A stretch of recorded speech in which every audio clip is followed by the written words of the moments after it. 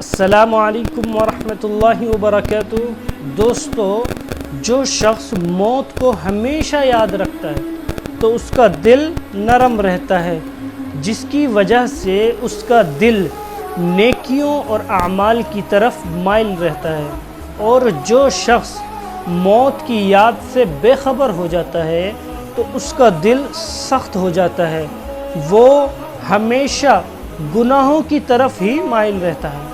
اس لیے جہاں تک ہو سکے موت کو بار بار یاد رکھیں۔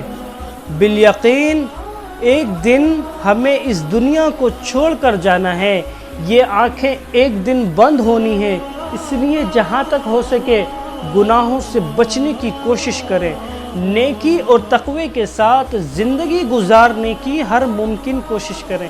اللہ تعالی ہمیں کہنے سننے سے زیادہ عمل کی توفیق عطا فرمائے۔